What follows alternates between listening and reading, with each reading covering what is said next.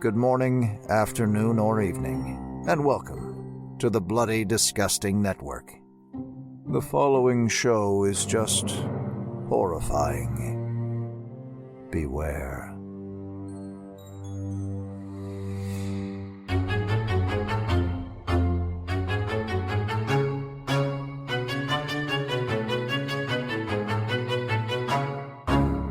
Sheriff, you're not cheating on your wife if you eat my lemon square. Your lemon squares taste like ass.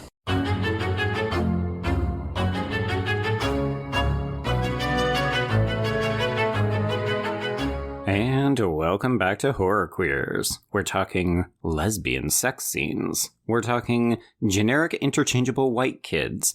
And we're talking, they're hunters. And now they're hunting us. They'll eat anything. Hell, they probably turned Porter into a porterhouse by now. And I'm Joe.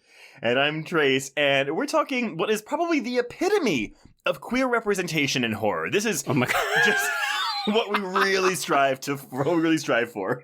Sweet Jeebus. Yeah, I mean, I have things to say about this queerness. It's interesting, but oh boy. Yes, so everyone, we are discussing Wrong Turn 4, Bloody Beginnings, for our little snow-themed month of horror.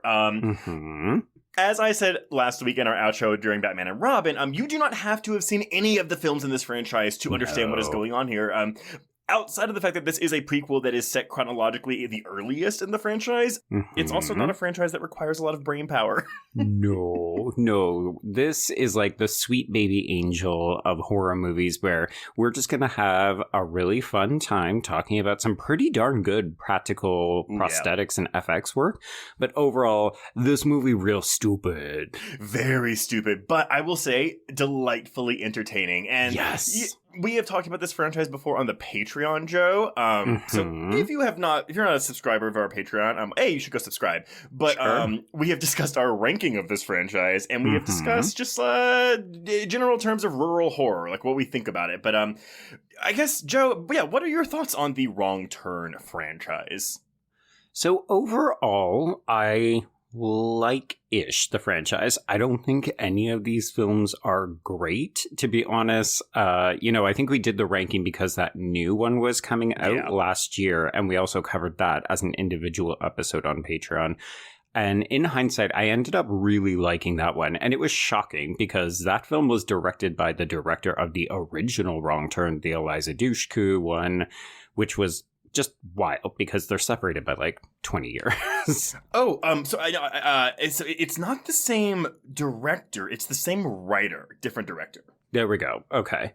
Yeah, but I was surprised at how much I liked the new one. I have a soft spot for the original because I love Jeffrey Donovan. I love Eliza Dushku. I like Emmanuel Shrieky. That scene in the forest where she gets decapitated is a banger. So I recognize that a lot of these films aren't good.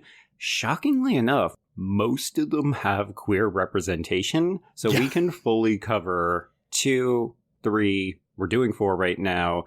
I don't think 5 has anything, and then 6 is just a big old buttload of what the fuckery. Yeah, 6 is your... everyone. Yeah, so with the risk of repeating what we said in our Patreon minisode ranking these, it's just like, 1 is solid, 2 I think is really fun, and probably my personal favorite. 3 is a hot dumpster pile of garbage. Yeah, 3 is the worst. 3 is really, really bad. It is rivaled by 5 a little bit in terms of the worst one, because that one also sucks.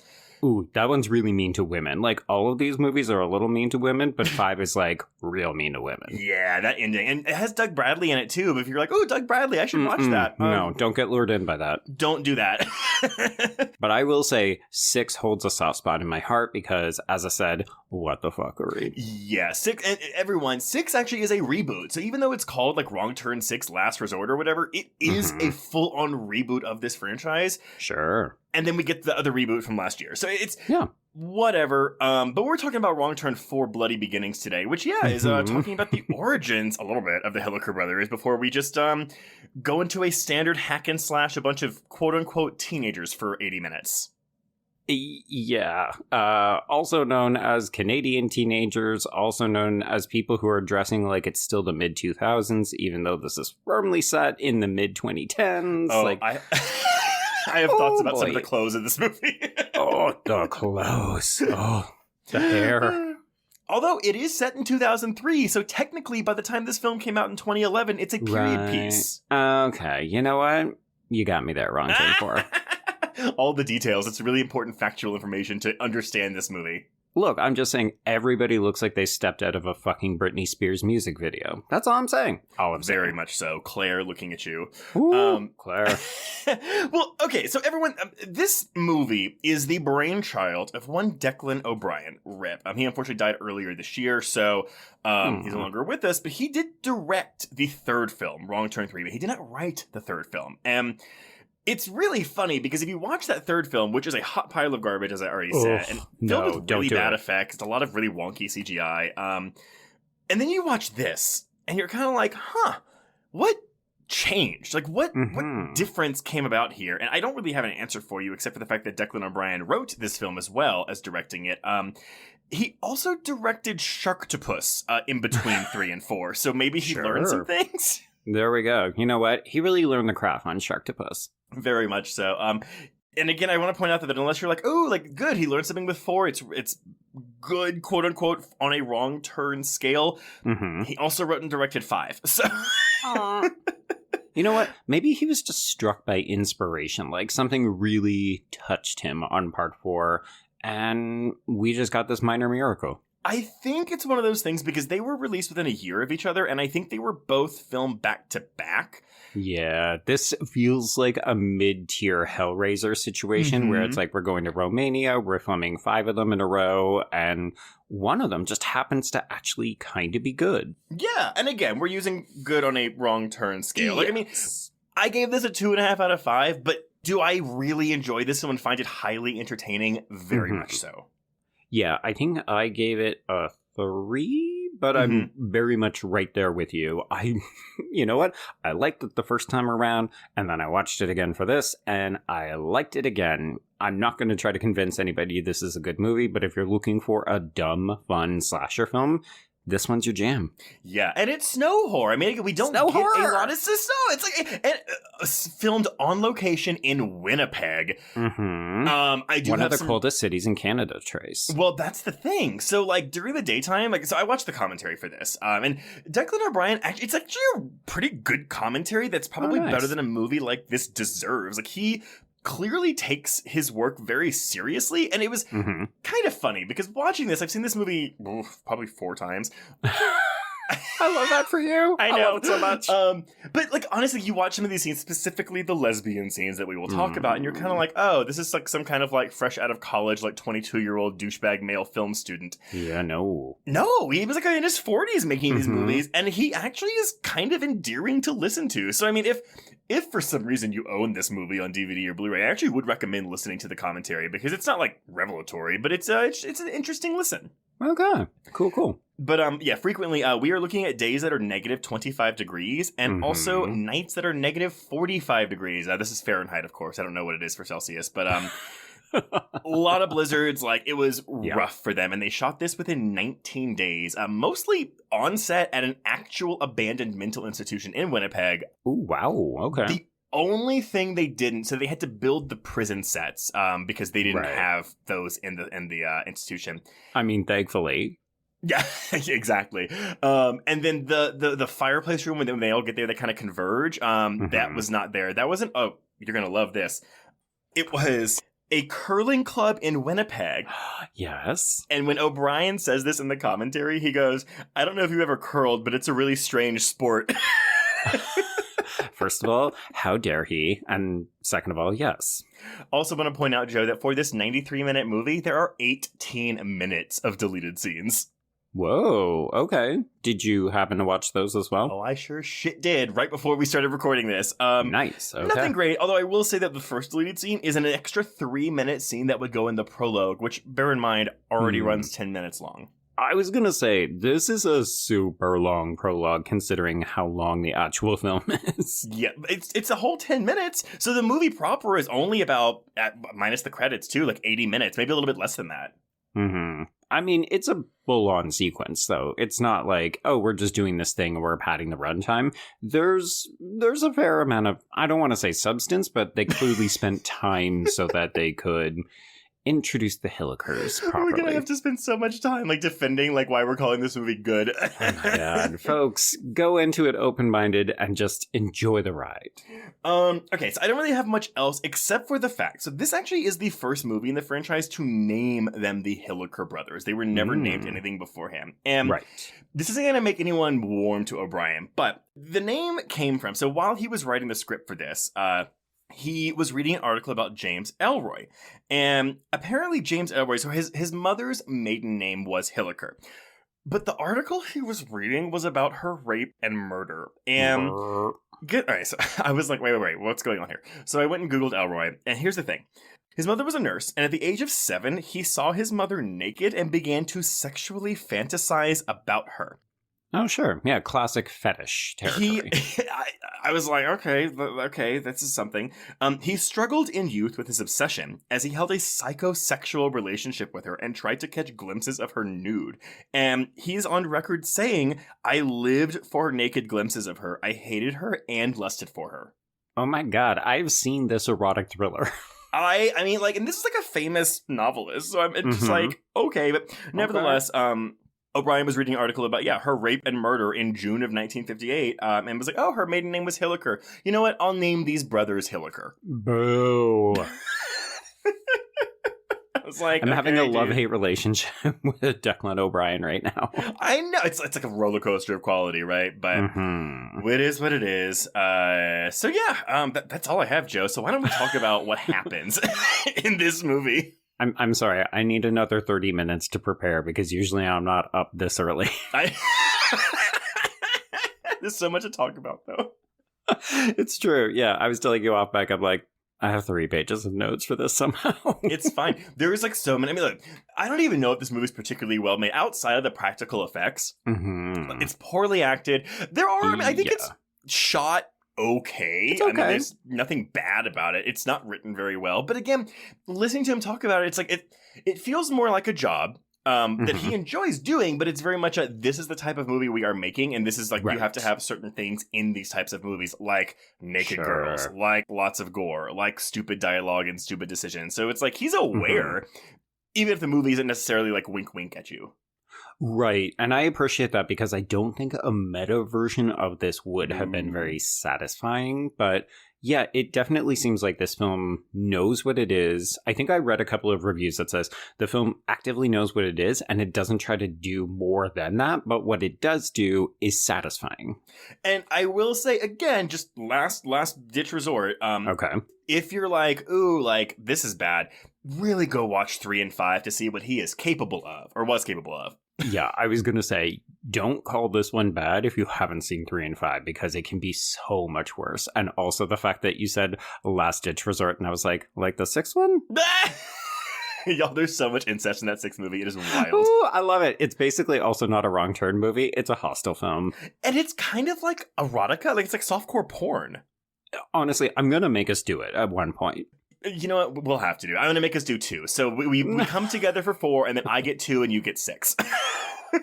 Deal. All right. Okay. 2 is good. You know what? We'll hash it out in the future. Joe Lynch, everybody. Joe Lynch. Yeah, with all of the Joe Lynch problems. And successes.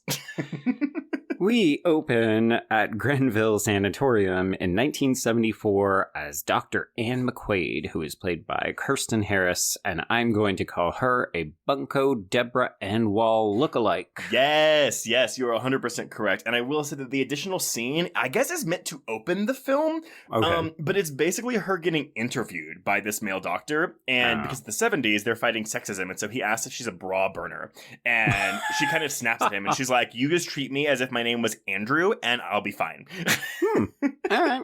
Yeah, I can see you don't need that because the sequence is already running long, but at the same time, it very much feels like, why do we care that this woman is getting a tour?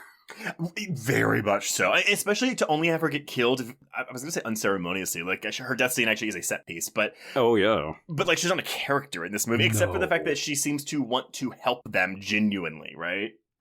Maybe. I think you could also infer that she's curious by the, ooh, could I get famous a la Elephant Man kind of deal. But, you know what? Yeah, we can be generous to her. Sure. I mean, she's about to get Well, a lot of shit happened to her, and then just degraded even more with some urine, so... This is true. Yeah, it's a bad first day on the job. We'll put it that way. So she is being given a tour of this facility by Dr. Brendan Ryan, who is played by Arnie McPherson, and she gets briefly assaulted, like an inmate grabs her hair and ends up plucking a hairpin out. Yep. So this ends up, unfortunately, in the hands of the Hillicker brothers after McQuaid and Ryan have kind of like covered exposition about who these children, inbred, cannibal West Virginian kids are. And in case you were wondering, they don't have proper names. They're called Three Finger, Sawtooth, and One Eye. Well, but which they've always been called that, but the backs again. The whole point of a prequel, right, is to give backstory and like fill in gaps of story that we didn't know before. Sort of, not really here. It is condensed into this scene where it's just like, okay, they found them in the woods, standing over the partial remains of what they think were their parents. Three Finger was so hungry he ate 2 of his fingers. One Eye was so hungry he stabbed his own eye out with a fork and ate it. Okay, Black Xmas. Yeah, and then the other one just sawed down his teeth. And also, they can't feel pain. So very important. We're doing a world is not enough deal here. Oh my god. I do love that reference. Oh, I love it. Yeah, so basically the Hillickers end up with this hairpin and they use it to pick the lock on their cell so that they get out. They assault the guard, they bite his neck, they eat his nose, and then, This actor, by the way, Scott Johnson, also plays Sawtooth. Right. Yeah, there's a couple of people doing a double dip in this. I couldn't help but wonder if it was, we're filming in Winnipeg in the middle of winter, and also we're a $2 million production. Anybody who's not on screen for this entire movie, you're pulling double duty. Yeah, and I also, by the way, he also sings the theme song that plays over the end credits. A true multi-talent. Y'all, so this song... I do like the song. The song is fun. It's kind of fun, but it's... so literally, I didn't even know, because I never heard of it, and I hear the words wrong turn in the lyrics of it, and I was like, that's interesting. I found a song that has that phrase in it. Interesting. I Shazam it. It's literally called Wrong Turn from the Wrong Turn 4 soundtrack. God bless the days when we had literally soundtracks for every single fucking movie that came out. Like, who ran to the store? Who ran to the HMV in Winnipeg to buy the Wrong Turn 4 Bloody Beginning soundtrack? Even a $3 million budgeted direct-to-video movie, we're doing original music for this thing. Wait, did you say 3? I thought it was 2. Oh, wait, sorry. Maybe it is 2. I didn't go over that in my production, so I fucked that up already. But yes, I'm sorry. It is a $2 million budgeted film. Wait, so that means you didn't tell us. How was this film received? Do people love it? Oh my god, shit. I really did fuck that up, didn't I? No. You were just so eager to pass the baton. I don't want to do it yet. No. We were looking at a 20% on Rotten Tomatoes, only based on 5 reviews, by the way. Oh, well, we'll change that shortly. Yeah, but Letterboxd users have given it a generous 4.4 out of 10, so, you know... There I can see about the halfway point. Yeah, it's fine. It's fine. But I mean, it's just so interesting to me that 20th Century Fox was like, yeah, let's make a direct-to-video franchise out of that. Sure, but I feel like we were doing this a lot. Like, a lot of movies were getting direct-to-video sequels around this time, especially horror movies. Oh, well, yes, that's kind of what I meant. We'll should also point out, Declan O'Brien also directed Joyride 3. Oh, I think. No, it's the second one that people say they like. I have definitely seen the second Joyride. I don't remember liking it. So, but I mean, you know, I might have been judging on a Joyride scale and not a Joyride direct-to-video sequel scale. Right. Really missing that Lily Sobieski action, right? Clearly, right? Okay, so...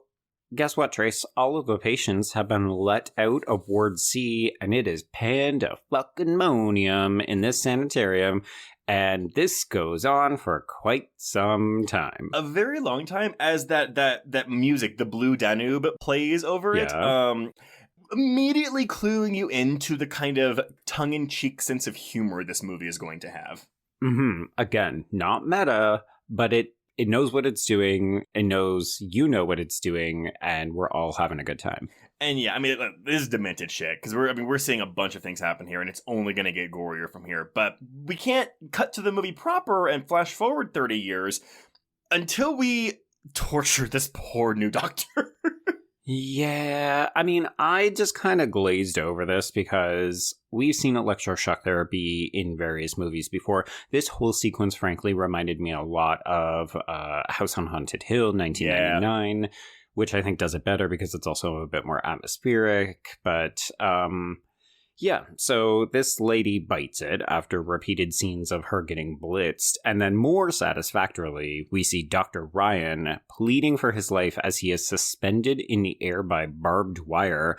And his arms and legs are ripped off as they slowly close the door and kind of like pull it tighter and tighter and tighter. And this is where you'll get your... I mean, because we've already seen some decent practical effects already when the nose gets bitten off of that orderly. Mm-hmm. But the close-up shots of this guy's limbs getting ripped off, it does cut to CGI blood. Like once we get a wide shot and we just see his, severed body, like just leaking CGI blood. Sure. But these close-ups are fantastic. Like this, there is some effort that went into this, and it looks awesome.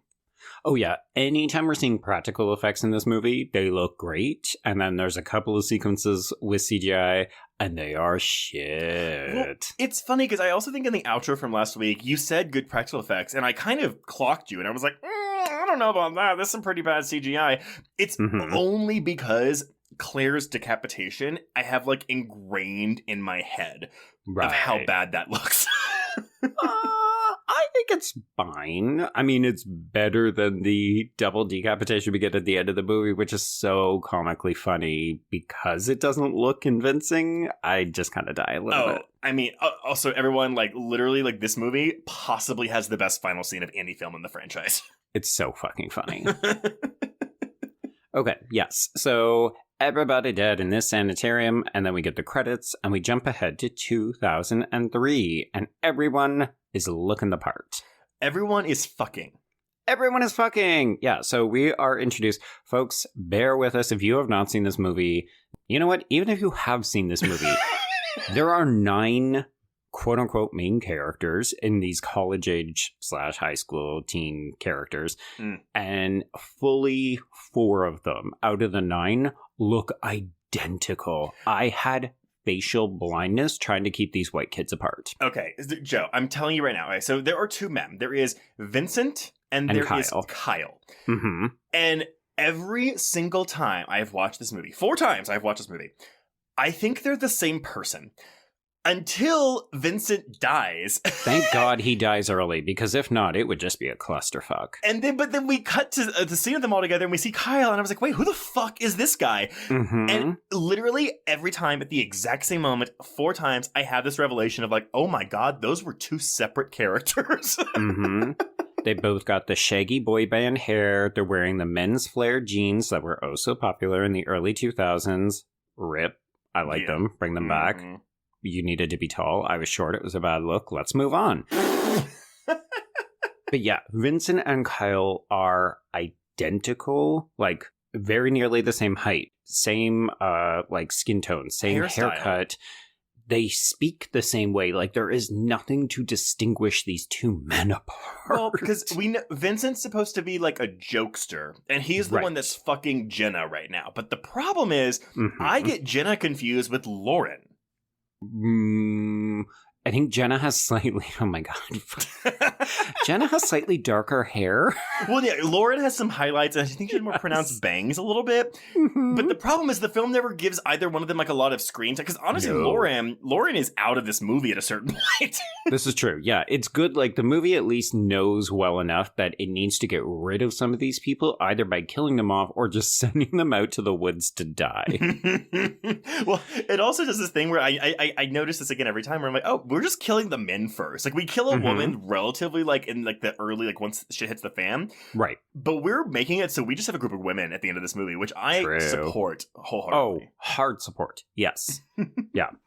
Okay, so we're introduced to 2 separate couples having sex. The aforementioned Vincent, who is played by Sean Skeen, and he will turn back up as one of the Hillicker brothers later. And then we also have Jenna, who is played by Tara Vesna. And simultaneously, these two sex scenes are intercut. We're also seeing lesbian Sarah, played by Tanika Davis, as well as Bridget, played by Caitlin Wong.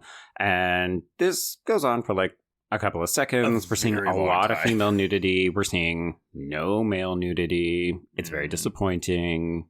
Yeah. Male gazy. Very, very, and that's why. And we get another lesbian sex scene later in this movie, but it's definitely a thing where it's like, yeah, this is where this feels like your 22-year-old college, like fresh out of college film student, like, I'm gonna make something sleazy. Let's get some lesbians. But honestly, yeah, I'm a little less bothered by it, only because of the reveal that this is taking place in the same room. It's literally around the corner, and they can hear each other. And then a new character, Kenia, comes in, played by Jenny Pudovic, and she's just like, "Oh, you guys having sex again, you little slut monkeys!" Slut monkeys. Kenia, I like this actress a lot. Actually, I think she's sure. I think she's great. I didn't know if you knew this though. Did you watch Canada's Next Top Model?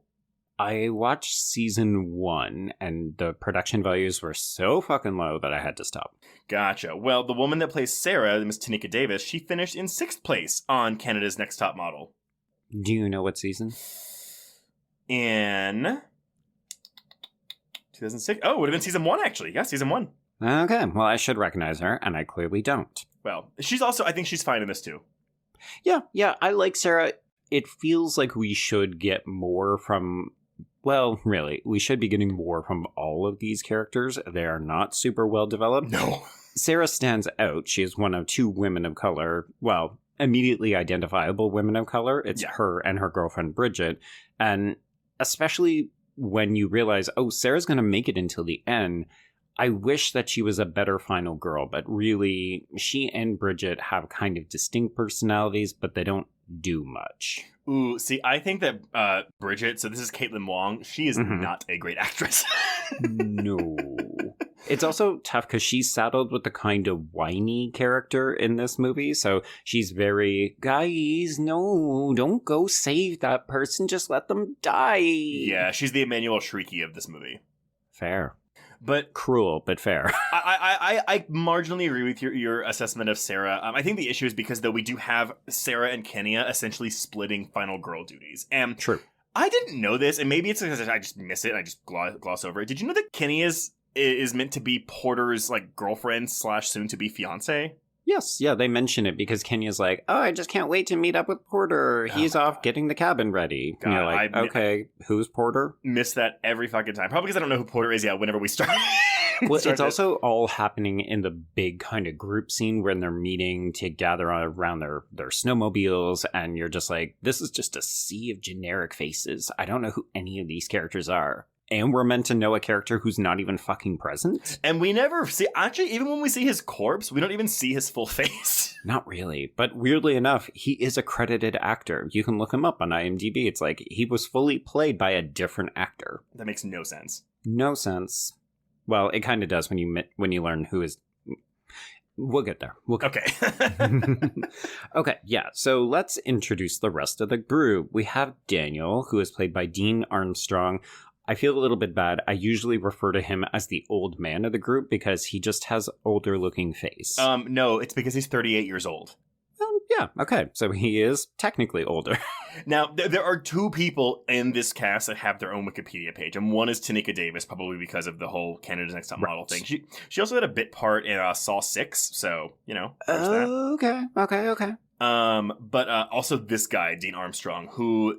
He was in the first U.S. remake of Queer as Folk. Oh, okay. Yeah, I mean, he was in there for 5 years as someone named Blake. I didn't watch that first one very religiously. So he looks vaguely familiar, but I couldn't pick him out of a lineup. Yeah, I've seen the first season, like, when I was in high school, because it was basically my substitute for porn, so I couldn't tell you anything about it. Right. I mean, you weren't really looking for faces. You were looking for chiseled bodies. I was looking for things to masturbate to. Yeah. And it's probably not going to be his face, if we're being honest. I couldn't tell you. I don't even know what it looked like. I told you I wasn't seeing faces. But it wasn't this 38-year-old face that we have right here. Because, he is clearly the old one of this group. And it is... Whatever. It's fine. He gets a really good death.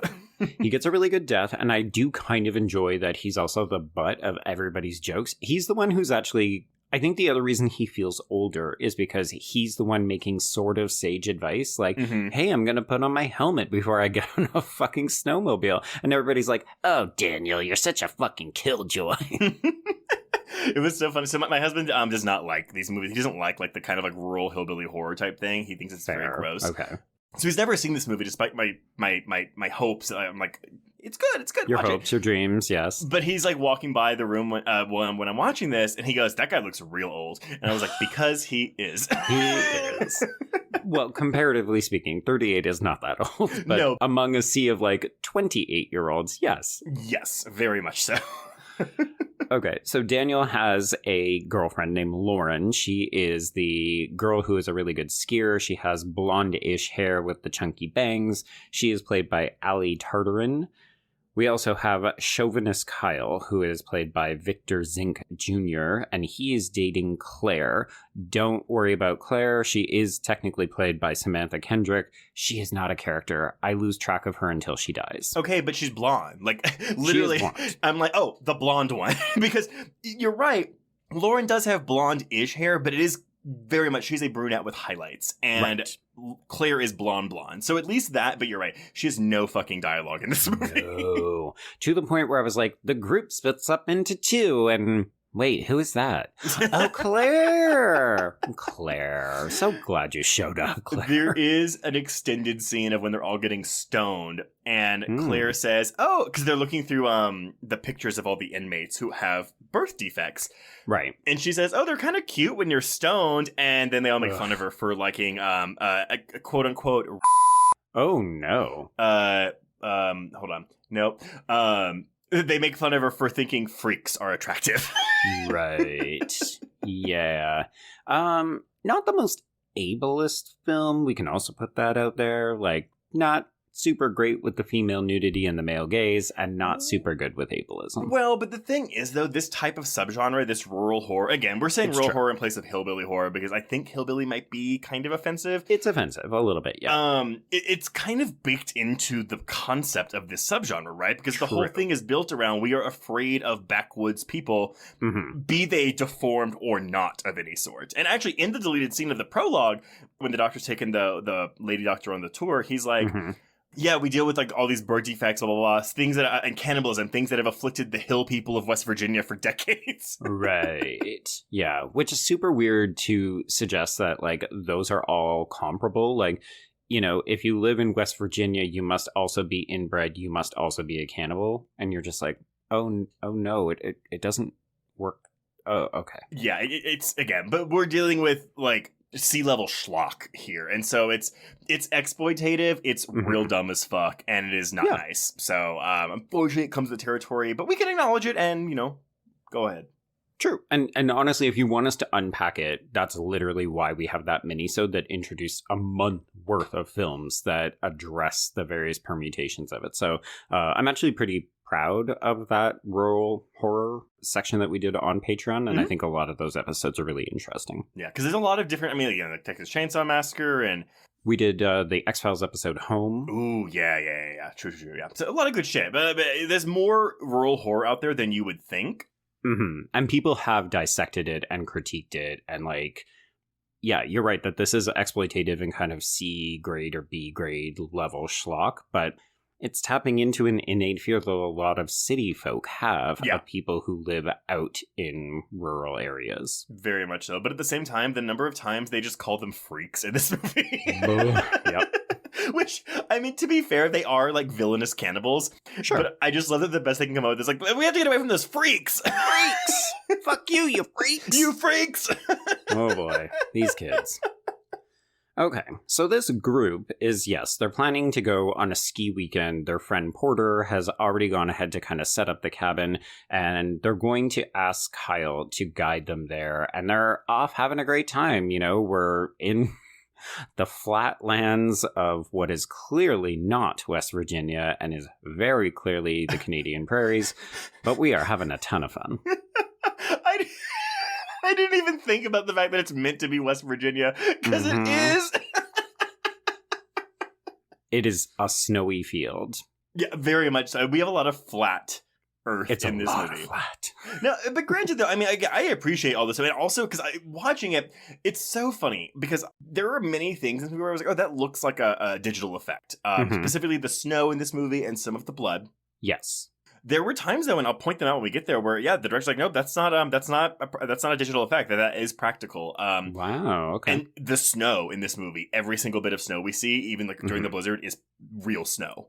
Really? Oh, that is shocking, because I definitely thought the snow that's falling was digital, and I thought that the snow on the ground was real. No. Because even like the way that they trudge through it has that kind of resistance that you get with real snow, as opposed to Hallmark movies, which is cotton balls. Yes, exactly. No, they just had really bad shooting conditions because they were shooting this in negative 45-degree weather during a snowstorm. Buh. Well, you know what? Just makes me appreciate this movie all the more. That's kind of the thing. Again, listening to this commentary, it was like, oh, you know what? Good for you. They really had to work. In 19 days. And also, I mean, like, I apologize. We're going to make fun of this movie a whole bunch. We obviously do really enjoy it. But we're not belittling low-budget or independent filmmakers because we know it's a fucking slog and you don't have the money or the days or maybe even the best equipment and you're out there hustling. So honestly, independent filmmakers, keep on fucking doing your shit. Mm-hmm. I mean, shit, this is honestly like better produced than some of the other like low-budget things that we see nowadays because people rely on CGI so much. True. If nothing else, this movie is a great example of why even if you have just a small budget, it's worthwhile to try to invest it into practical effects because this movie would be awful if it just had nothing but FX, like CGI. Bear in mind, too, this is a descendant of a film that is... the first film isn't very highly regarded by critics or audiences alike, but what it has going for it are the effects, which are done by master Stan Winston. Mm-hmm. This film doesn't live up to that, at least in terms of the makeup of the Hillickers, because those things get worse every single movie that moves forward. True, yeah. But at the same time, though, I can appreciate the gore in this movie, which does mostly hold up. Mm-hmm. Yeah, I would agree with that. Okay, so we're out driving around, we're having a good time until we pause and realize Kyle's a big dum-dum, and he has definitely gotten lost. So even though he doesn't really want to admit it, we're about 1 hour until dusk, and we've already dropped the fact that there is a big storm coming in. So there's just this cut, and it is dark, and it is snowing, and they are fucked. And they're like, what are we going to do? We have to either backtrack, even though the snow has already covered our tracks, or, hey... is that a big old sanitarium over there in the distance? Okay, wait. So first of all, we do get the movie's title because I think Kyle says something. I think I took a wrong turn or whatever, which, But no, when they see the sanitarium, the line, I don't know who says this, what's that huge dark shape along the side of the ridge? Mm-hmm. Someone replies, I think it's a building. Oh, you know, it's not just more ridge? Genius. This dialogue. So good. Yeah. So we make it to this dark asylum, and everybody just runs in. No one questions why the door is open. They're all just grateful to be inside. And it should be noted that Lauren leaves some of her gear outside on the snowmobile. This will be important later. What an idiot, too. Mm-hmm. So we go inside. Everybody's just immediately taking off their jackets, but also we're talking about how we need to get the power on because it's cold and maybe start a fire. I was like, these two things don't work together. That's the thing. So they're taking off all their shit as if they're inside shelter that is warm already, but it's or that not. They've explored and it's safe. No. Look, there's a part later in the movie where they're like, oh, we found all these jackets from victims they've had before. Let's put them on and then we can go outside. Mm-hmm. They put these jackets on and leave them unzipped, and like they still have like most of their skin bared for the rest of the movie.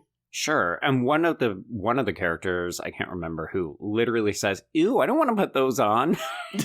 I think that's probably Bridget. Probably. Oh, Bridget. Yeah. Okay. So we're relaxing. We're chilling. The men go to build a fire. We discover, of course, that there is no cell service. And we're mocking Daniel because he's like, maybe we shouldn't explore. Maybe we should just stay in this area, hunker down until morning, and then think about how we're going to get out of here. And they're like, Daniel, why don't you shut the fuck up? You're such a little idiot. No, we're going to split up and explore.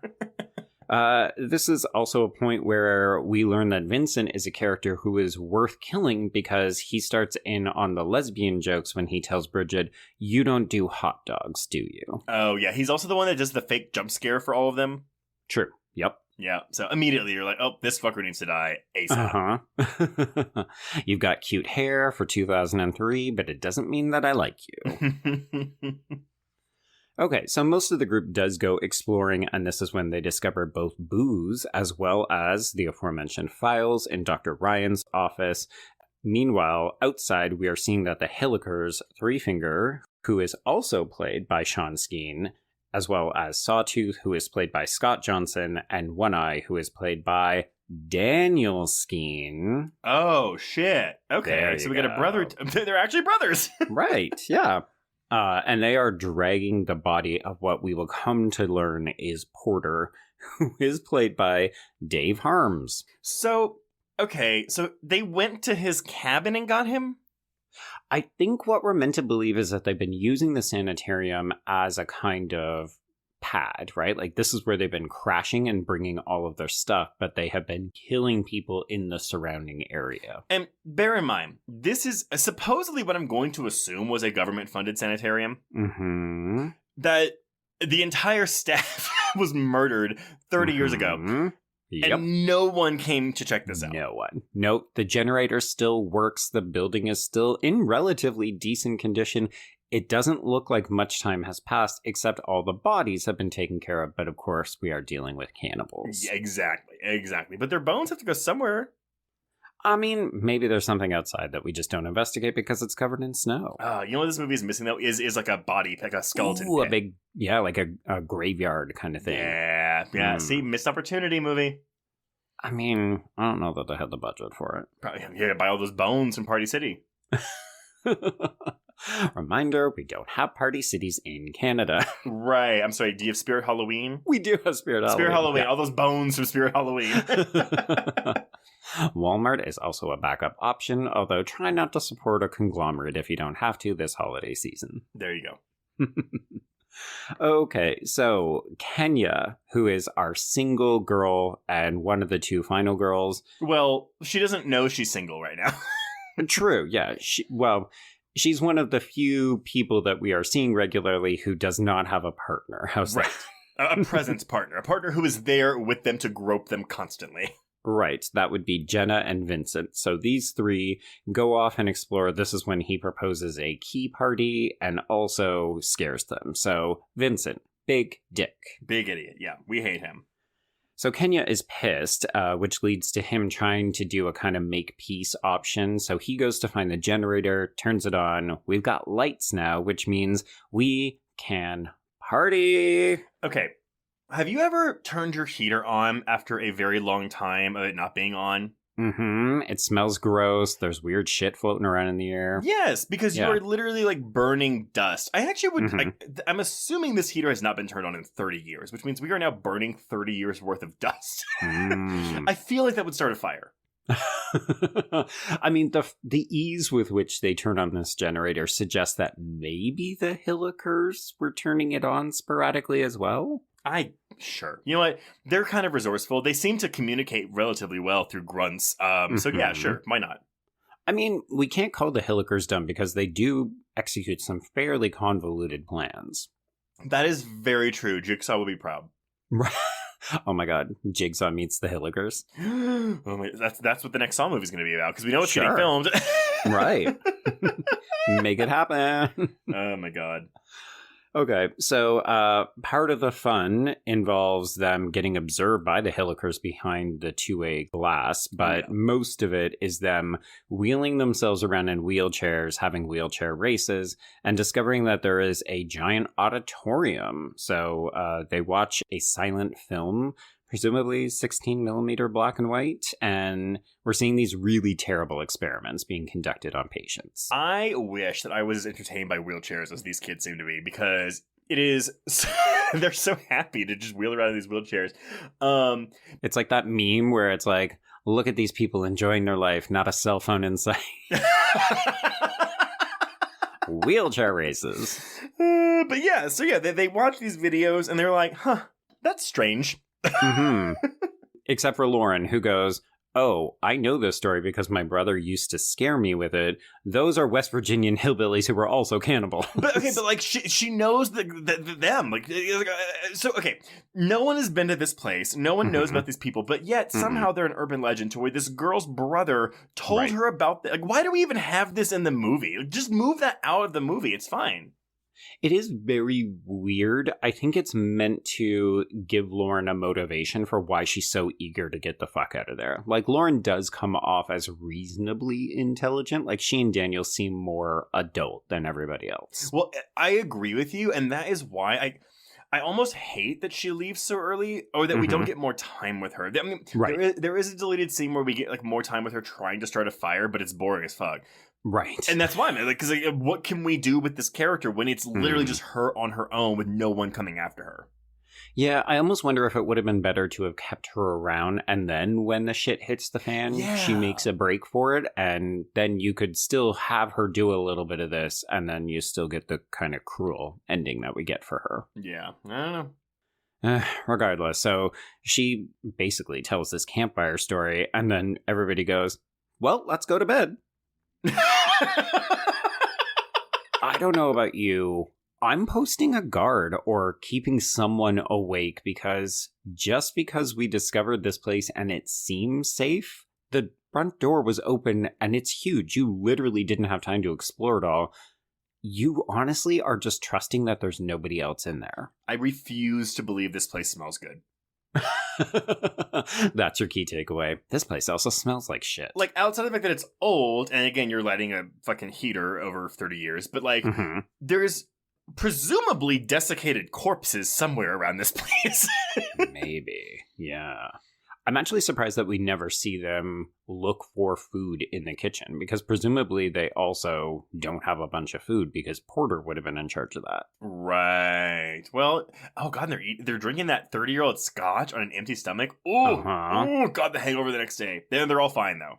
Right. Well, they're gonna die. So spoiler alert: everybody dies. It's a prequel. Very much so. Although not in the way you would expect. True. Okay, so when he can't sleep, Vincent goes exploring, and we get this moment where he winks at the lesbians because, of course, they are having sex. This, look, yay lesbians. Yeah. Why is this scene here except just to titillate young teenage boys? Exactly. That's all it is. It is, but it's also shameless about it in a way that I almost admire. Yeah, I mean, okay, so I'm going to bring in my one and only reference because there is no critical discourse on this movie, except from our former guest, Alex Hall, who was, ironically enough, on about a year ago when we were talking more winter horror with Batman Returns. But Alex has a post about Sarah specifically because she's an interesting lesbian character in a horror film. So Alex notes that this is a pretty obvious example of Black sexuality as an instrument for white pleasure. So literally in this scene, we have not just male gaze via the audience, right? Like the audience gets to watch this sex scene, but seemingly these lesbians are having sex for Vincent's enjoyment, hence the wink. Well, that's also where I'm kind of like, well, that's not... Well, I say it's not realistic because if people don't like being watched, obviously that's a some thing. do. Voyeurism exists, yeah.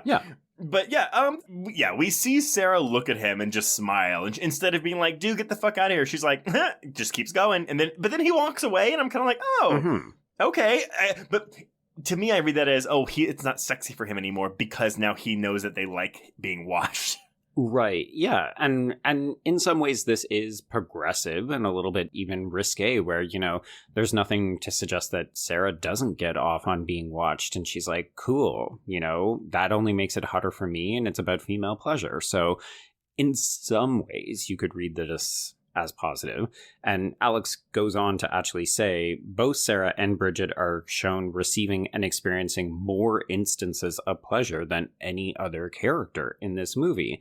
And I mean, Alex reads the end of the film and what happens to the characters as punishment for their queer sexuality. I don't know that I entirely agree with that because I feel like everybody is getting punished, and I don't know if it's specifically pertaining to their sexuality. But you can say, the movie is showing more instances of female lesbian sex, and it looks enjoyable for all parties involved. So maybe that's an okay positive takeaway. If anything, too, because it's clear that Bridget and Sarah don't mind being, maybe not watched, but like that people know they're having sex because of that first scene. They're literally fucking in the same room as Vincent and Jenna. It's true. But even in that room, like all of the women are like really, really enjoying themselves, whereas Vincent is just kind of lying there doing nothing. Oh boy, yep. We're back to what I described in Hellraiser as just basically lazy, boring, sleep-inducing sex. Pretty much, yeah. Although she's riding him, God bless her. I mean, she's trying. She's trying her best, and he looks like a mannequin. But yeah, we do focus more on the lesbian sex here. And yeah, it does feel a little sleazy, but at the same time, it's like, but I'm watching lesbian sex in a movie from 2011. So, I mean, even though it's there to titillate, I do appreciate that it's here. Yeah, I mean, it's weird, right? We have conversations about representation and how we want to see more like explicit queer sexuality, and it's here. It's so heavily filtered through a male gaze that you can't help but feel like this is in here for the wrong reason, even if hypothetically lesbians and bi ladies are hopefully getting something good out of this. It's hot. I mean, it's hot. I mean, the bodies be banging, they're having a good time. Yeah So Vincent ends up walking away, and this is when he does catch sight of Porter sitting motionless at the check-in desk, and before he can even react to the fact that this is clearly a dead body, he is stabbed through the chin, out the top of his head, and his body is dragged away. Oh, no, he's not stabbed through the chin, buddy. He is stabbed up the nose because he is stabbed with a lobotomy pen. Yeah, but it goes through his chin, like it's the full head. No, it goes up his nose, out the top of his head. Okay, someone's going to have to do a tiebreaker on this, because I fully remember it being up through the chin. I watched this twice in 24 hours. All right, I'll defer to you. But no, because if it's a lobotomy pen, he's getting a lobotomy, but it goes out at the top of his head. So up his nose, up the top of his head. Sure. Okay. I'm going to fucking screenshot for this you later. Of course you will, because you're a petty bitch. I am. I have to be right. When I'm right, people have to know that I'm right. Oh my God. All right, so that is the end of night one. We wake up in the morning, and Jenna's like, hey, has anybody seen Vincent? He's gone. I saw him leave in the middle of the night. And everybody's like, who? Oh, you're not talking about Kyle? Sorry, I can't help you. I will say, so technical merit here. So this is a oneer, as we are moving from room to room, checking in on these people. And again, this movie didn't need to do this, but we are. And so good for you, Mr. O'Brien. Yeah. It's a gentle, stylish moment. And you're like, cool. All right, you did that. So this is when Daniel notes that all of their stuff is gone. So because they didn't post a fucking guard like smart people, someone has stolen all of their bags and gear. Yep, and removed the spark plugs from their snowmobiles. You betcha. So we end up breaking up into two groups to go look for Vincent. So the first group is made up of our lesbians, Sarah and Bridget. And then we also have Daniel, who is the older dude, and Lauren, the girl with the bangs. They discover... I'm trying to be helpful. The girl with the bangs. The girl with the bangs. I mean, what do you want me to say? The girl with the boots with the fur? No, the bangs is better. You're right. So they do discover the blood at the check-in, but there's no bodies. So Porter isn't there and Vincent isn't there. And then we also have another group, which is made up of Claire, blonde girl, Jenna, girl that Vincent was fucking, Kyle. Right, Kyle's the other guy. Okay. Vincent lookalike. I literally had a mental lapse, couldn't even picture him in my head. And then Kenia, who is our other final girl. So they explore a cage that is filled with medical equipment that could be used as weapons down the line. And then we also check out Ward C, which is where all of the inmates / patients were kept. Joe, my notes. This is the point. I have my notes. Oh my God. Wait, Kyle is the guy with the bangs. Vincent was ... someone else. Yes. And not played by the same actor, but you could have sworn they were. Yes. Thank God. Vincent is gone. We'll never see him again. So now we just focus on Kyle. Well, we will see him as Sawtooth. Well, sure. Yeah. Yeah. I mean, under a bad mask. Sure. Yeah. Okay, so this small group then splits up into individuals because these people are fucking idiots who have never seen a horror film. And Jenna is the one who ends up getting trapped in the kitchen as the Hillicker brothers end up hacking up Porter's body. Okay, but this is, again, one of the funniest things for me. So she sees this and she's like, oh shit. She leaves. Mm-hmm. And she just runs into the auditorium where all the whole group is congregated and goes, they're gonna kill us all! Mm-hmm. And no one reacts. No one asks her. She doesn't say, I just saw Porter. He's fucking dead. We're just kind of hanging around for a couple of minutes. And then Claire basically backs up into a barbed wire noose and gets hoisted up. And folks, if you have not seen this movie, this is the absolute moment where you will say, well, these characters are so stupid, they deserve to die. Because you will watch Kyle run up to his girlfriend and begin pulling on her legs while she has a barbed wire noose around her neck.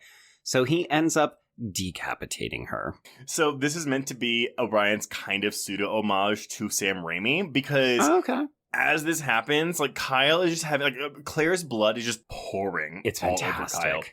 And we get some close-up shots of her neck and it looks pretty good. But yeah, when her head comes off, not so good. Because the CGI, it stretches her neck to the point where it looks like a Stretch Armstrong doll.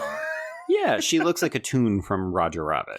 Yes, 100%, but not good. Not good. But it is really funny that this guy just keeps getting bled and bled and bled on. And then he's on the ground and he doesn't move. He just stands there and lies there and screams as more blood pours on him. Yeah, it is pretty funny because he has fallen in the middle, so her decapitated body is on one side and then her decapitated head is on the other, and he's just screaming and screaming. Love it, love it, love it. Yeah, it is pretty funny. And he's covered in blood for the rest of the movie. And I think we're about at the halfway point here. So, I mean, admittedly, we haven't had a ton... I think you could argue that the first half of this movie has a lot of boring segments where we're just watching these kids walk around. Well, I think we're supposed to be getting character development out of those scenes. It's just not working because, honestly, there's too many fucking characters. But okay, so here's the thing. You are correct. And I'm trying to decide, in this particular movie, would I want fewer characters in favor of more character development, or would I want to keep it the way it is to keep the body count the way we have it? Yeah, because, I mean, the thing we're praising is the great practical effects, and the thing that we're saying is not super good is the writing, the acting, and basically any of the dialogue. So giving more to the latter probably... I mean, would it have helped? We don't know. But what we're seeing here doesn't fill me with confidence. Yeah, not at all. So you're right, but I feel like it's probably for the best. Right, yeah. So everyone ends up racing outside. This is when we discover that the snowmobiles don't work. And Lauren says, you know what? My gear is still here because she left it out here. So her jacket, her skis, a couple of other things. And she's also the fastest skier among them. So she will go down the mountain. The mountain, Trace. Definitely not the flat field that we were snowmobiling around earlier. Yeah. She will go down the mountain for help. And y'all say goodbye to her because we will see her twice more and once when she's dead. True.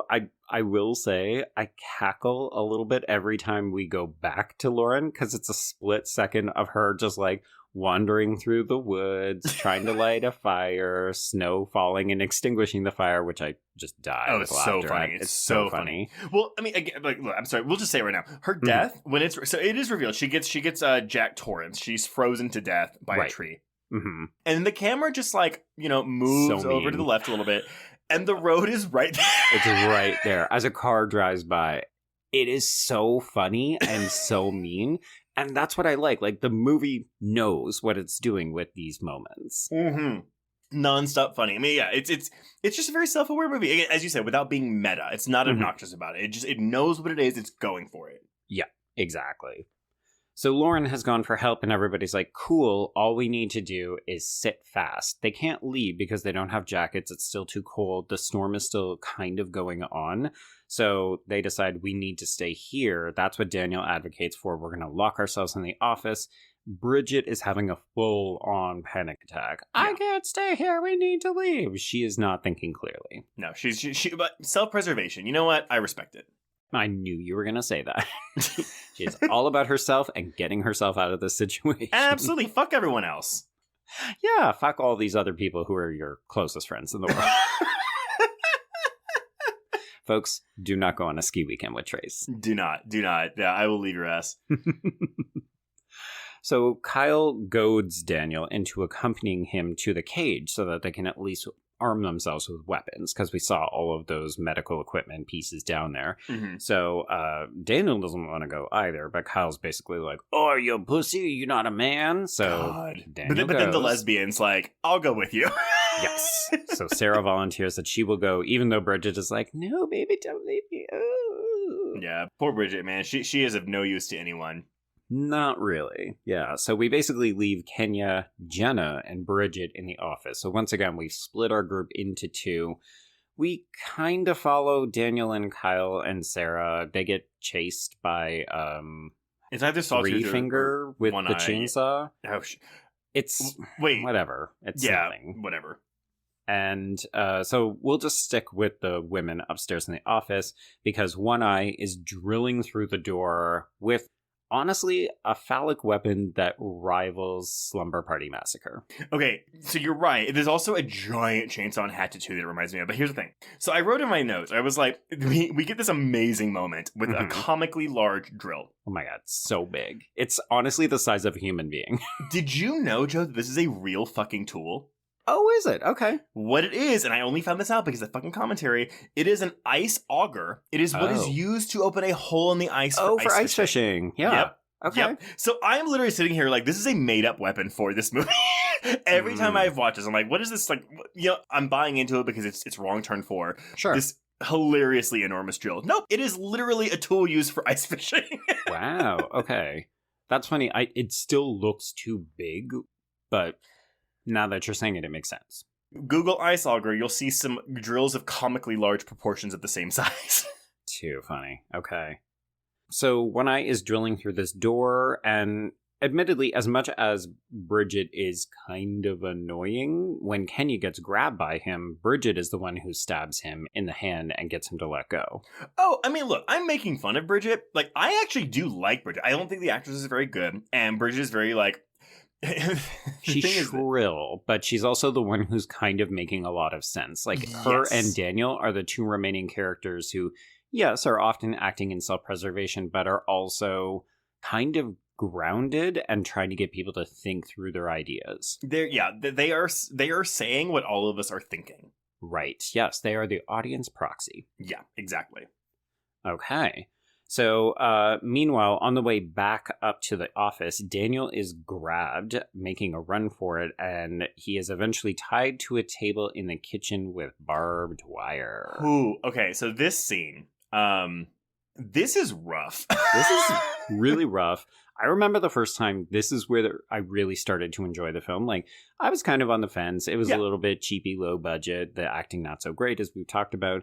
And then you get to this scene, and you realize, oh, the movie is mean, it knows it, and it's fucking going for it. Yeah. So everyone, if you saw this movie title pop up on your podcast feed and you were like, I'm not watching that, let us paint watch a it for picture. this. Well, so he is strapped down to this table and they start like cutting an onion, they put it in a pot, and I was like, I guess they're making a stew. Right. No, they are making a fondue. Because what they start to do is, first they cut off his left titty, and they just put it in the pot. Three Finger like samples the tasting, and he's like, "Oh yeah, this is good. This is good. Yeah, I approve of this quality." They proceed to then. It's not even flaying because they are also removing chunks of his muscle. Yeah, they are just cutting chunks of meat off this guy. And the funny thing is, he is nonstop screaming in pain. While we are cross-cutting to the scene of the other kids hearing this, and they're like, oh my god, we have to go save him. And Bridget's like, no, it's a trap. We shouldn't leave. Yeah. So they vote. They vote. And she's the only one who's like, no, we should not go and do this. And everybody else is like, Bridget, you heartless bitch. But we get so many shots of them like cutting his skin off and skin and partial muscle off. Yeah. It is it's really well done, and it is hard to watch. And he's awake and constantly screaming throughout all of this. Like this is the centerpiece of this movie, and oh my god, it is fucked up. Yeah, and of course, Trace, you haven't mentioned that he's doing the thing that really bothers you, where he's just saying, "Oh my god, please let me die." Oh, yeah. So I don't care about that here because it's Wrong Turn 4.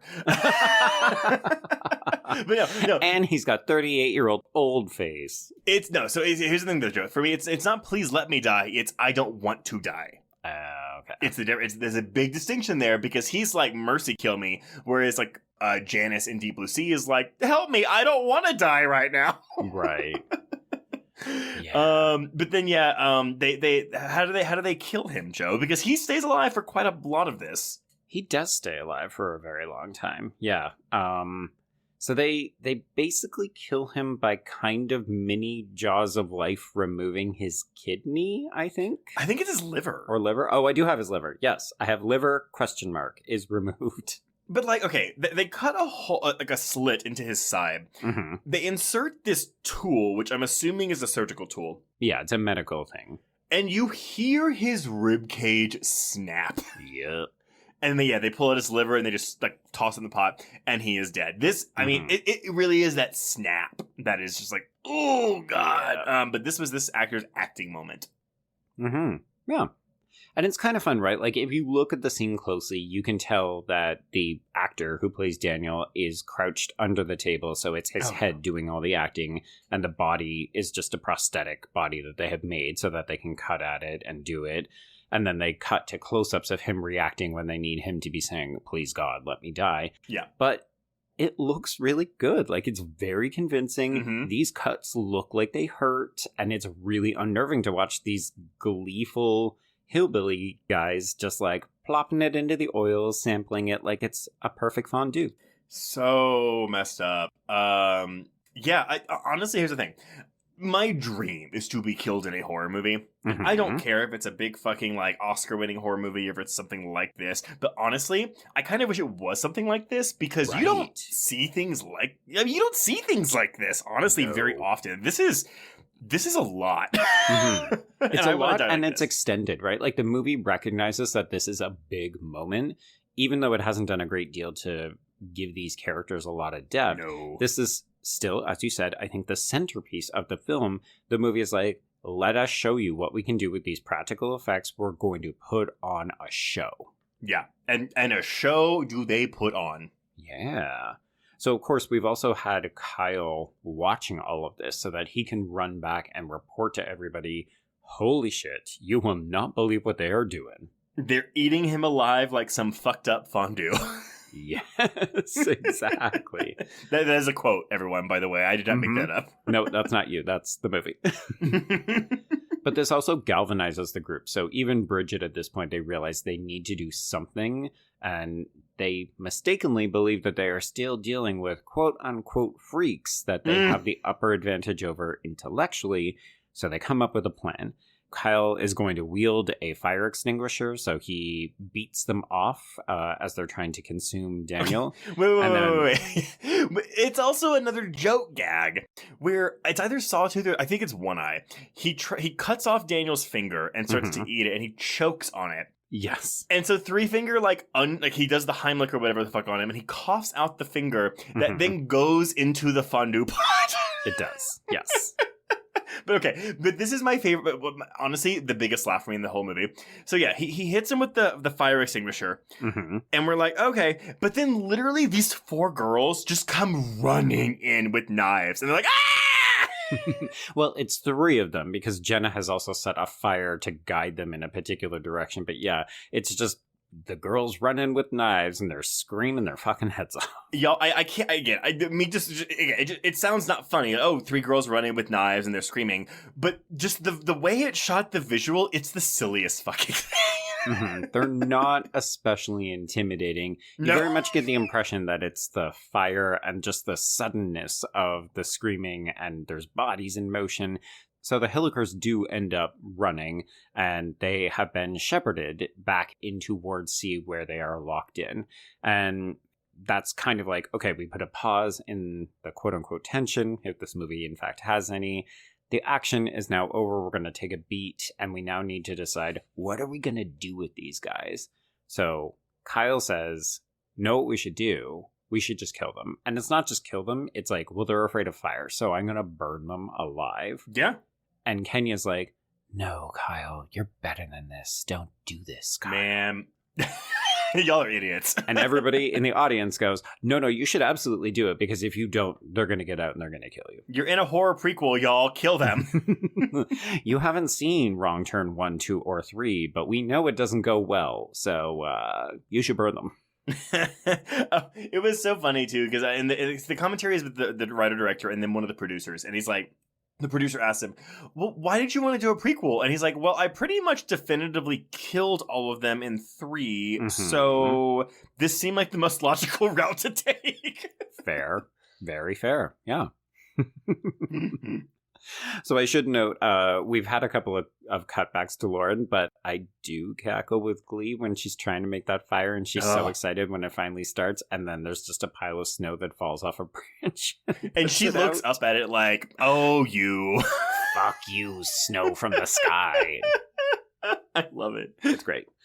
Okay, so now that we've got the Hillickers locked behind bars, Kyle says, okay, I'm going to watch them. The rest of you go look to see if you can find the spark plugs for the snowmobile so we can get out of here when sunrise comes up. They find nothing, but Kenia says, it's late. If we're going to have to walk out of here, we should at least get some sleep so we're fresh in the morning. So Kyle is watching guard. Everybody else goes to bed. Sounds okay, right? No. Clearly something's going to go wrong, Joe. Yep. So Kyle passes out, and then we get this fucking Chekhov's hairpin from that opening sequence. So remember Bunko, Deborah Ann Wall? That's how they got out the first time. That fucking hair clip is still hanging around. So we in just the shitter. The lock. In the shitter, Joe. It's fantastic. It's so stupid, and I love it. And the Hillickers are back out, baby. Okay, so Kenia cannot sleep, so she goes to relieve Kyle, and this is when the power goes out. And she gets gaspy, very scared. She says that she sees they're gone, and she runs back to the girls, and she just goes, the 3 freaks! They're gone! I mean, here's the thing. She's already doing better than what's-her-face blonde girl did, where she was like, they're gonna kill us all! They're gonna kill us all! Like, no context. Just like, no context. Bitch, just ooh. run into a room and yell that and see what people do. Claire. This stupid-ass movie. movie. Claire. Yeah, so Kenia at least manages to get that out, and everybody totally fucking panics because we realize, yeah, the cell is empty, the power has gone out, and we're kind of fucked. So we lock ourselves in this office, and there's still that giant hole from the drill, so they can peer out, and they see what they think is one of the Hillickers wearing a Jason Baghead mask. And Trace, were you ever fooled by this? No, it's clearly Kyle in a baghead. It is indeed, but it doesn't stop the girls from taking their knives, rushing out, and stabbing him brutally to death, only to discover, oh no, it was Kyle all along, but he's had his tongue removed. Okay, so so first of all, this is where subtitles come into play for fun, because one of them just, as they're stabbing him, goes, you fucking pervert, die! I know, why are they a pervert? Yeah, what? What? Admittedly, they did cut off Daniel's pants without his consent. So I will say though, this scene is surprisingly very bloody because they start stabbing him and they're just going to town, and then we get a long shot and they're just like stabbing him in unison, just up and down. These 4 girls just stabbing the fuck out of this guy, and we keep getting these close-ups of his chest as he is just like pouring blood out of his chest. Oh yeah, I mean, here's the thing: if this had have actually been the right person, it would have been a cheer-worthy moment because they go to fucking town on this guy. They really do. And had they had that exact same energy at any other point in this movie when they faced the Hillickers, they would have all made it out alive. Very true. Yes. I think this unfortunately dampens some of their spirit when they realize, oopsie, we just killed our friend. Yeah. When they take the mask off and they're like, Kyle, no. Oh no, we loved Kyle. also, this is a good time to acknowledge the fact that Hollywood loves to say that if you have your tongue removed, you can't speak, and that's not in fact true. Oh, yeah. My husband just watched Speak No Evil last night, so tongue stuff in that movie. Yeah. Okay, so unfortunately, while they have been going stab happy on poor Kyle, their access to the office has been cut off, and the Hillickers are now after them, and they have nowhere to hide. So they run down to the basement, and this is when they conveniently discover that room filled with winter gear, because of course this is what the Hillickers do. They hoard all the things from the people that they murder, so they basically have like a winter wonderland of materials to pick from. So, okay, but they're so worried about freezing, and yes, they have this whole thing. Why not put on about 5 coats each? Right. And walk outside. But no. They each put on 1 coat and don't zip it up to where they're just like sluts walking around in the snow with a coat on. I mean, here's the thing. It's hard to look hot when you've got 5 coats on. You got to keep them unzipped. It's what I learned from my sister. Even though it's like minus 20 degrees Celsius, you wear a jean jacket with no gloves, no hat, and you don't zip it up because if not, you're not sexy. Yep. Well, these girls do stay sexy. They do. It's true. Okay, so at this point, we discover that the front door is locked. So even though, yes, we have put on jackets, but not zip them up, we also cannot get out of the fucking sanitarium. So Sarah eventually breaks a window after discovering one of the windows. She can, like, peel back the grate. But because of the snowstorm, it is completely filled up. So she has to dig a snow tunnel out. And I love it. I wish that we had to spend a bit more time on this sequence. Yeah, I mean, this is like screenwriting 101, right? Where it's, okay, we have to have something where it's like, ooh, there's something impeding their way out, but they're trying to get out, but like, we're having a ticking clock. Like, oh shit, they're going to open up the door, blah, blah, blah. This actually is the most effective suspense scene in the movie. Yep, I agree. But I'm going to tell you right now, when Jenna's like, no, you go ahead, I'll be right behind you. I was like, bitch, no, you will not. They're like, oh, Jenna, hey, could you put on this red shirt just before we leave? Because I don't think you're making it out of the scene alive. But I love all this. This is really, really fun. They're apparently like the window is under a mountain of snow that they have to crawl out of. So there you go. Yeah. So my favorite other sort of like filmmaking technique in this, like I talked about how Daniel's head was there and then they just had the fake body. The other piece of like low budget horror filmmaking that I enjoy is we see the girls go through this snow tunnel that Sarah is digging out. And then we just cut to the outside with what is clearly just a pile of snow that they put the girls in. And then they like fall out of it. 100%. You're like, not that's convincing. Not attached to a building. That's just a pile of snow. Love it. I do too. Yeah, so sadly, Kenia gets a face full of blood because Jenna just gets absolutely drilled the fuck through. Well, no, so here's the thing. They all make it out. And Jenna gets like stuck, kind of. So Kenia's like, oh, I'll go back down and like grab her. So she just crawls back in this fucking hole. And then... And then, Jenna just gets drilled through with this ice auger as, boom, just spray of blood. It's just like, it's so silly. It's so stupid. But also, good effect. Yeah, it's okay. I don't think it's the most convincing one. This is definitely when we get a bunch of CGI splashes. Like, what we see on Kenia is obviously, like, they threw a bucket of blood on her. But when we see the drill going through, it's definitely CGI blood, and it doesn't look great. Yeah, but the drill is actually going through, like, a prosthetic body, which I appreciate. Yeah. Which, again, it's like, we had enough money to do prosthetic bodies for these actors. That's pretty fucking good. Yeah. Shocker. But, well, that's why you're paying the actors so low, because they're not good actors, so you can spend more money on the practical effects. How dare you? These people are Canadian royalty. Did you place 6 on Canada's Next Top Model, Trace? I did not. I did not do that. So. Okay, so we have 3 survivors left. So they race through the dark, and unfortunately, they never did find those spark plugs, so they are on foot. Unfortunately, the Hillickers do have spark plugs, so they're on these snowmobiles, basically rounding up these girls like it's a Western movie and just terrorizing them. Yeah, they're just like circling them constantly. All right, so here's the thing. They leave, and they're like, where are they going? I don't care. We're going to keep going.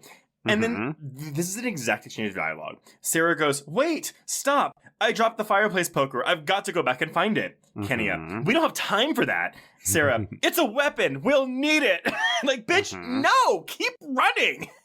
Well, and my favorite thing is that when she leaves, Kenia and Jenna are like, "Okay, well, we'll hide." And they're in the middle of a field and they just duck down. Now, hey, everyone, queer people, 2 lesbians and a straight girl are the final 3 of this movie. This is true. True. Yep. Woohoo! Yay! Woohoo! Progress. So, the Hillickers don't waste much time. They do end up coming back. Kenia gets her back sliced up with some kind of, I think it's a mace or something weird. Yeah, something like that. I mean, they whack her. They whack her in the back. And she's not well as a result, and Bridget is briefly dragged via snowmobile off into the distance. So when Sarah comes back, she drags Kenia into the woods and she tries to patch her up. I don't know why she insists that she needs to take the jacket off. I'm like, it's cold. I think it's better you keep the jacket on. Joe, I'm sorry, negative 45 degrees Fahrenheit. Let me tell negative 45 Fahrenheit. Here, I'll do music in between. Oh, well, you're in luck. Negative 45 degrees Fahrenheit is negative 42 degrees Celsius. Oh, boy. That is like your skin freezes on contact. That's what I'm saying. So they're filming in this weather. Yeah, wild. Like, folks, that's really, really, really cool. Yeah, no, like, take your gloves off. It's so funny because you're watching Lauren and she fucking freezes to death, and you're like, well, come on. Like, no. But no, like, you would. You would. You would literally freeze to death. It's like when you see people in, like, shark movies or disaster movies where they have to go in the ocean, you're like, well, why wouldn't they just tread water or swim or something? And it's like, because of hypothermia. Yeah, people forget about that cold shit. But you know what? Honestly, not a bad way to go, though, because I feel like that's relatively painless. Yeah, like you would just kind of slowly shut down. Yeah, like you would think you're going to sleep and you would just die. Yeah, exactly. I mean, Lauren arguably gets the best death in this movie, if you gotta go. Yeah, I mean, best meaning like least painful death. Correct, yes. But she did have to watch that fire go out from that little pile of snow on and then look at it and hold her fist up and shake it like, damn you snow bastard. Okay, so Kenya's in a lot of pain. Bridget has been dragged off. Sarah's trying to patch up Kenia. And then she's like, no, I gotta go after Bridget. I have to go after my girlfriend. And Kenya's like, no, you go. I'll be fine here in the cover of this woods. And unfortunately, Sarah has waited too long because what we see is that Bridget has been put underneath a snowmobile and they are just revving the tread to the point where they basically just like I don't even know how do you describe this. It looks terrible, but the idea is horrifying. So here's the thing, 2 things. One, Declan O'Brien went into this script writing and saying, I want to do deaths that no one has ever done before. He's like, so hopefully there are at least like 3-ish deaths in this movie that you're like, I've never seen that in a movie before. And he specifically references death by snowmobile. Right. Second thing. So yes, this looks horrible because all the blood that's spraying on her looks really, really bad. And the reason they had to do it like that is because they did have practical blood that was spraying on her, but it was freezing in the snow. Oh, yeah. But part 3, they call it a rooster tail of blood that just sprays out of her once we get the killing blow of this snowmobile. It looks bad to me. It looks like a cartoon snow cloud. It looks terrible. It's practical, Joe. Oh my God, no. Is it because it was freezing, right? I'm not even kidding. Yeah, they had enough, I guess, to where they could do the plume of it. Right. And that is real.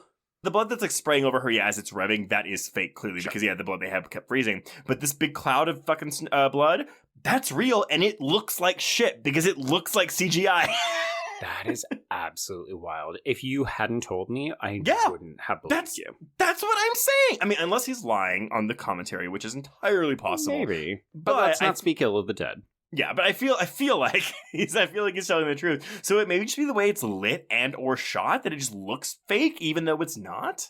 Right. I mean, I think anybody who knows things about how movies are made will tell you that you can replicate things on sets and it'll look fine, and then when you go to light it and shoot it, it doesn't look real anymore. Like, that's why they don't do rain with water. They do it with milk, because it actually tracks on the camera to look like rain.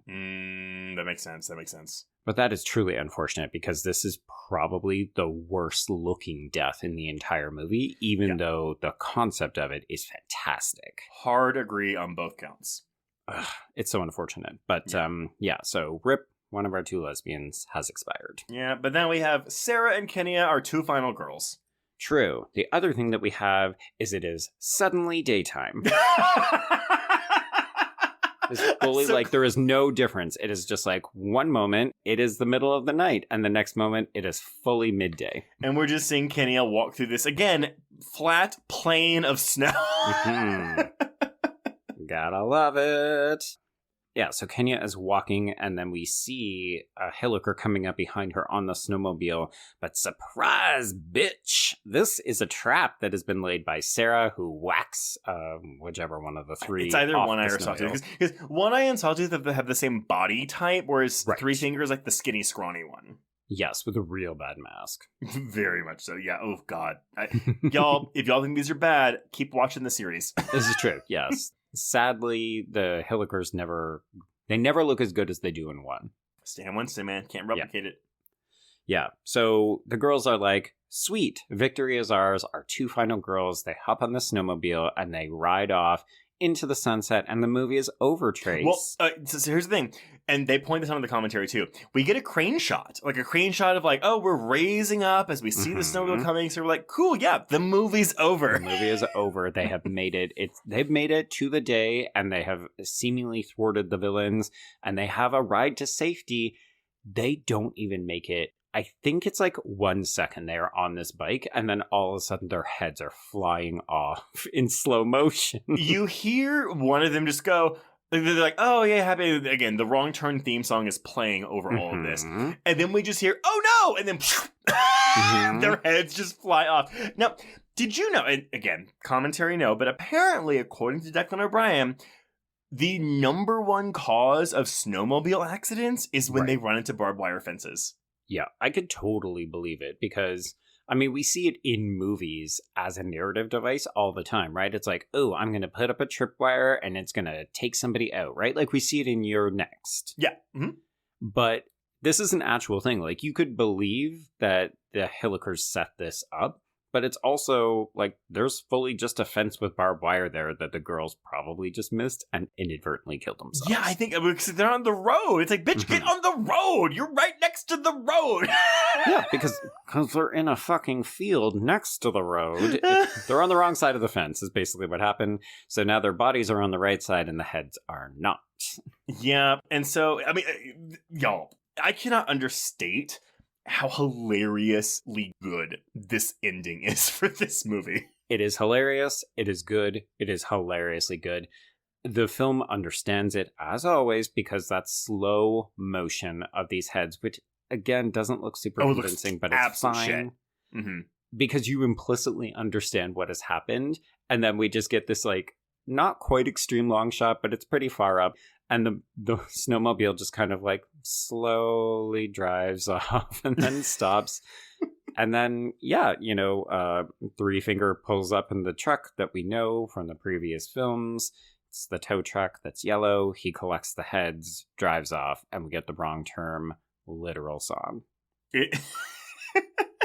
And that's Wrong Turn for Bloody Beginnings, everyone. It truly is. Yeah, this movie is so stupid, so fun. So surprisingly better than you would expect.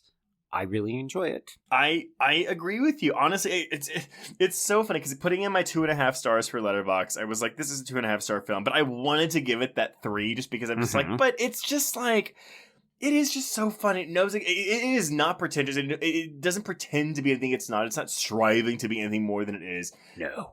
And as a third sequel, direct-to-video entry of a not great movie to begin with. Like, it just works for me. And again, like, I'm comparing this next to 3 and 5. So it's sandwiched between two of the worst entries in the franchise. Oh, yes. It's a lot of fun. Yeah. And hopefully if you stuck around for this long, you have watched it, or at least now you're curious about watching it. Mm-hmm. Yeah, I mean, I feel like we laid the groundwork off the top. This isn't the best movie you're ever going to watch, but if you're looking for just a fun, cheap indie thriller, yeah, this is surprisingly good. Like, and you're right. The fact that this is the fourth entry, they should be creatively bankrupt. They shouldn't have interesting kills. Yeah, the character work could be better. Yeah, the acting could be better. Yeah, the dialogue could be better. It's fine. Because if you're putting this on for what, like 90-ish minutes, it's just a good time. I mean, shit, you can just cut out the prologue and bam, we have a 78-minute movie. There you go. Yeah. All right, well, Joe, I guess we've already kind of given our final thoughts, right? But do you have anything else to say about this?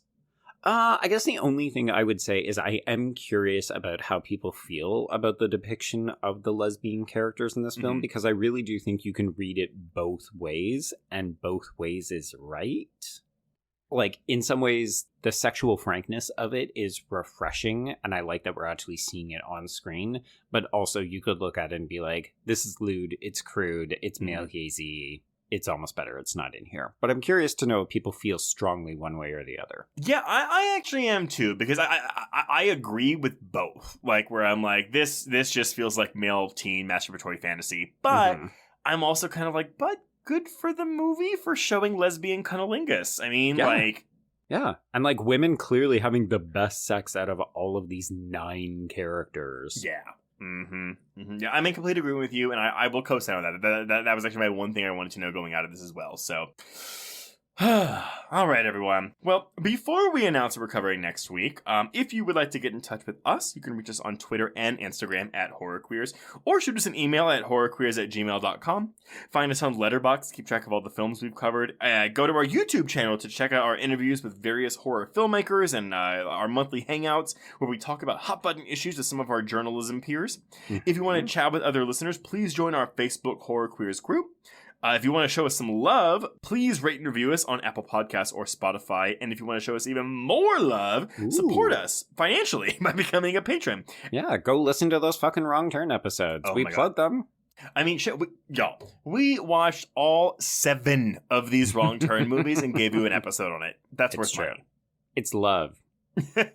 Anyway, so that is at patreon.com/horrorqueers. So if you go there though, we are now in December, so this month we've got episodes on Terrifier 2, Bones and All, Christmas Bloody Christmas, and Glass Onion, a Knives Out mystery. But the big Christmas present or holiday present for everyone this year is that we are going to give you an audio commentary on our favorite horror sequel, Scream 2.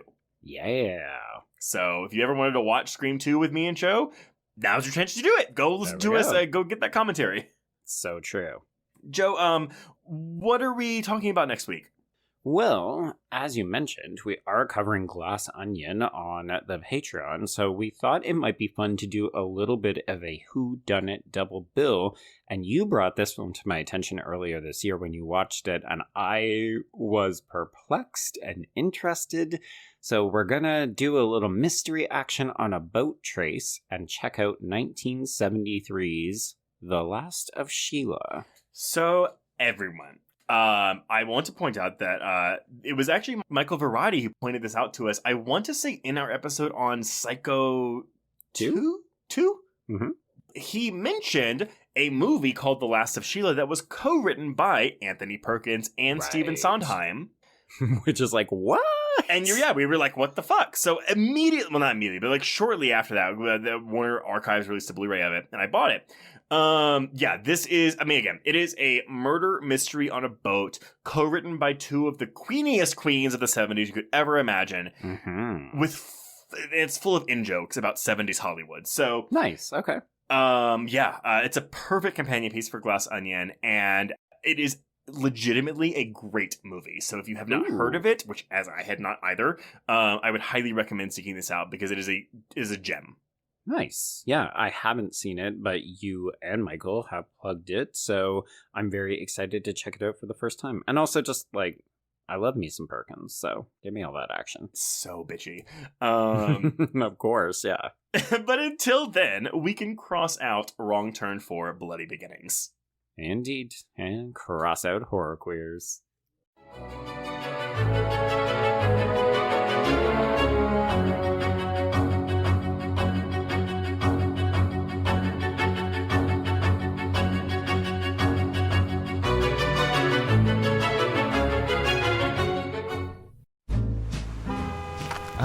Atlas Avenue, a long stretch of road that encompasses everything the city of Kennett Heights has to offer. Neon lights, traffic, crime, the hustle and bustle of everyday life, and the craziest of characters. My office was above it all. My name is James Locke, and I'm a PI. Hello, Mr. J. How the hell you doing today? Good, Edith. Nearly every year I have a new case. New people to meet, new clues to discover, and new problems to solve. But I do it the old-fashioned way. No technology. Nothing post-1950. Hell, I don't even listen to podcasts, but you should. Atlas Avenue Beat is a spoof of the film noir genre with goofy characters, tons of wordplay, and non-stop raunchy humor. There's also 3 whole seasons out right now with more on the way. Just search for Atlas Avenue Beat wherever you listen to podcasts or visit us online at bloody.fm.